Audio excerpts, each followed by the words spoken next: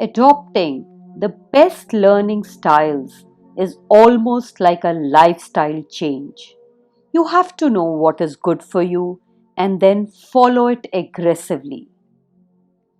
Let's look at the learning pyramid. All the points given in blue fall under the passive method, and all the points under red are the participatory methods. Minimum amount which is retained after any lecture is 5%. Minimum, and in reading it is 10%.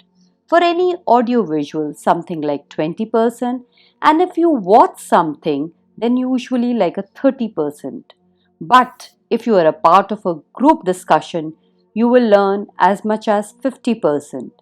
If you participate and practice by doing and get into some hands on activity, you will learn 75%. The best method, of course, is teaching others, through which you will learn 90% information. These styles can open door to lifelong learning. So do not hesitate. I'm sharing a few styles with you. Adopt them. Inquiry based style.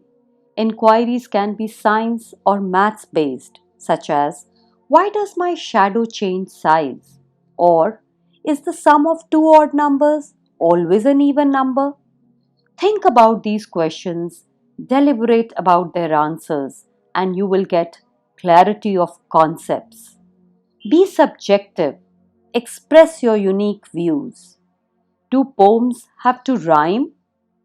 Don't worry, try and write a poem that does not rhyme. Should all children wear uniform? Now, if you have thoughts like these in your mind, take up a discussion with your friends and find out their viewpoints. A strategy called chunking can be very beneficial. For an example, this big number, if it was just chunked and broken into parts, it'll become so easy to remember. You could play conversational games. You can pick pair of words which are similar, opposite, they have some relation or a part of a lesson, and then make chits out of them and use the class or the ground where you can move around and try and locate the chits. Two children who get chits which are somehow related then make a team and talk about that pair. They need to sit together and present a conversation about the pair of words.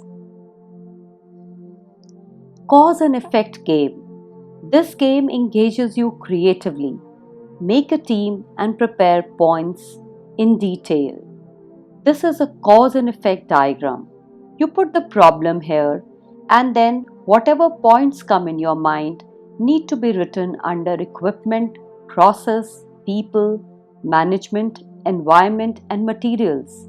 On one side, you can put the secondary, and on the other side, the primary cause.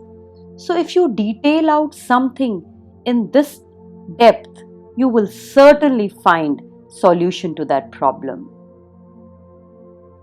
Technology is the key. Images and videos will help you to visualize concepts, and visual memory is very, very strong. Collaborative learning. Learn by working together in small groups. Solving mathematical puzzles, scientific experiments, and acting out short drama are just a few examples. Happy learning and God bless.